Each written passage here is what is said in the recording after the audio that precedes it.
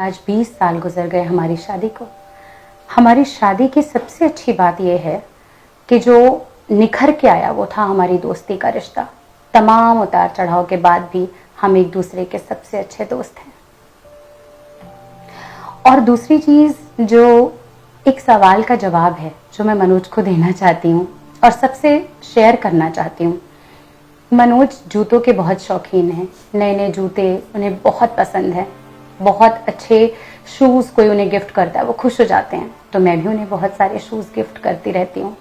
वो मुझे कहते हैं ना तुम मुझे मना करती हो और ना तुम रुकती हो, बस खरीदती ही रहती हो। तो शायद मैं इसलिए करती हूँ मनोज ये सब कि मैं स्ट्रगल के वो दिन भूलना चाहती हूँ जब हम सेकंड हैंड जूते मीरा रोड से लाकर पहनते थे।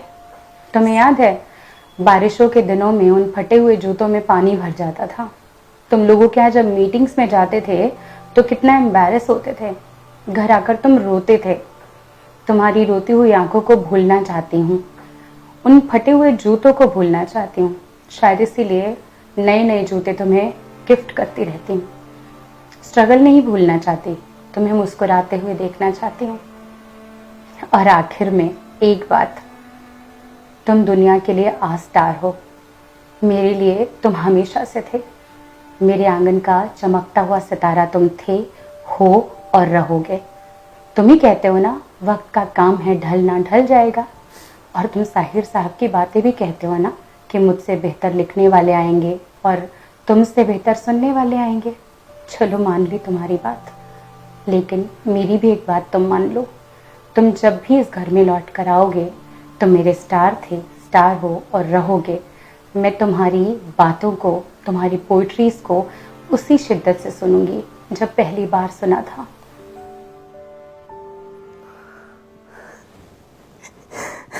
मेकअप बिगाड़ दिया।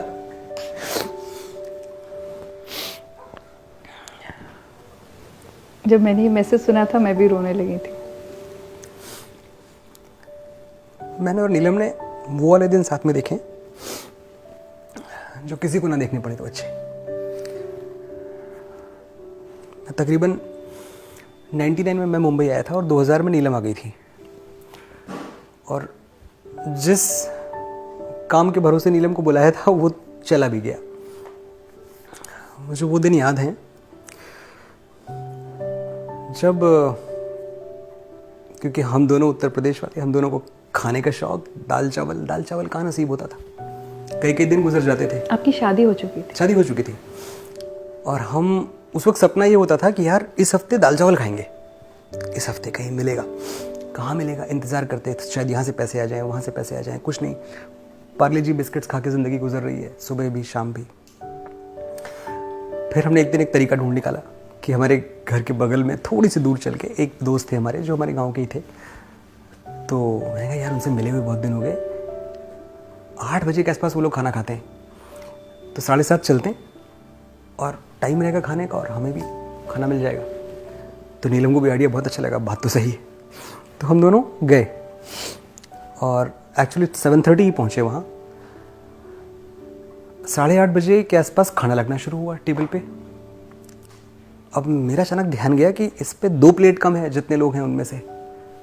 हमारा नहीं लगाया, बाकायदा पूरा सबका प्लेट लगा, सबने हमारे सामने खाना खाया और हमें किसी ने पूछा नहीं। और हमारी भी खुददारी ने हमारी ज़बान पे पहरे डाल दिए। हम भी नहीं कह सके कि खिला दो।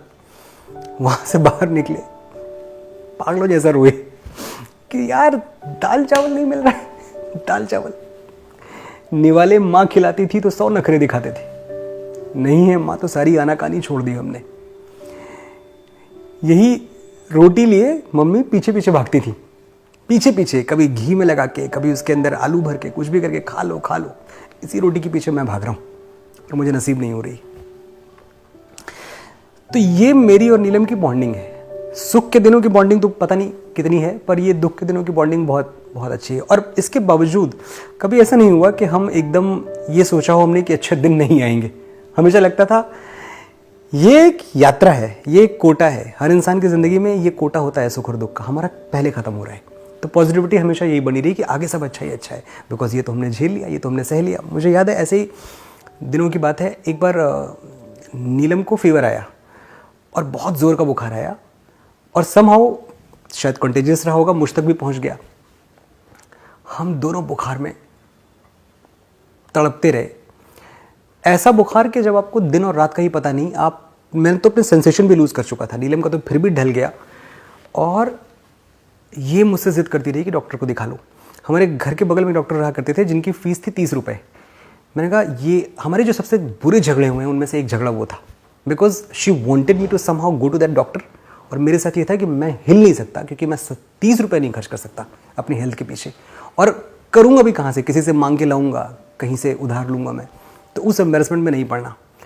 हफ्तों हफ्तों हमें गुजर जाते थे ऐसे ही। मुझे याद है, तारीख का पता नहीं, दिन का पता नहीं, लेटे हुए हैं एक कमरे में। जब आप दूसरों से पूछते थे, दूध वाले से या किसी से, तो पता चलता था कि आज 17 तारीख को आप लेटे थे, आज 24 तारीख हो गई। इस तरह दिन बदले। और ऐसे ही एक दिन की बात याद है कि मुझे चाय पीने की तलब तब भी बहुत थी और आज भी बहुत है। चाय पिए भी कई दिन हो गए थे, तो हमने देखा कि कहीं से कुछ पैसे 7-8 रुपए इकट्ठा हुए। तो मैंने कहा बिट्टू मैं दूध लाता हूँ यार, और चाय की पत्ती लाता हूँ। तो दूध कैसे लिया था, 100 ग्राम 100 ml दूध लिया। चाय की पत्ती का सबसे छोटा पैकेट देखा एक, और वो उठा लिया। उस पर लिखा हुआ था कि जीते सोने का सिक्का। ये पढ़ के तो नहीं उठाया, पर मैंने उठा लिया ऐसे ही। 4 रुपए की शायद चाय की पत्ती थी। ये मैं घर लेके आया, वो चाय की पत्ती का पैकेट फाड़ा, उसके अंदर गोल्ड का कॉइन निकला। No, can you believe it? और मैं और नीलम, यार ऐसा तो नहीं है, हम इतने तो लकी नहीं हो सकते। हमारे पास 7 रुपये हमारी कुल जमा पूंजी थी। वो गोल्ड का कॉइन, मैंने कहा चलो लेके चलते हैं किसी ज्वेलर के पास, देखते हैं असली है कि नकली, या ऐसे ही उल्लू बनाया। लेके जाते हैं। उस टाइम में वो गोल्ड कॉइन बिका था मेरे ख्याल से 1700 रुपये का। तो आपको लगा होगा पता नहीं कितनी दौलत मिली। इतनी अमीरी महसूस नहीं की कभी। वो 1700 रुपये से ज़्यादा पैसे मैं आज तक नहीं कमा पाया। तो नीलम और मैंने चाय पे जो जश्न किया है ना, हमने फिर चाय भी पी है। रास्ते में आते हुए एक जगह, एक कॉर्नर था जहाँ के वड़ा पाव उसको बड़े पसंद थे। मैंने कहा 2-3 ले लो यार जाके, क्या है मतलब, अब तो अपने पास बहुत पैसे हैं। हमने वो जो पार्टी की, इतनी फिल्मों ने मेरी 100 करोड़ 200 करोड़ 300 करोड़ का बिजनेस किया, बड़ी बड़ी पार्टीज हुई, वैसा झूम के कभी नाचे नहीं, कभी खुश नहीं हुए।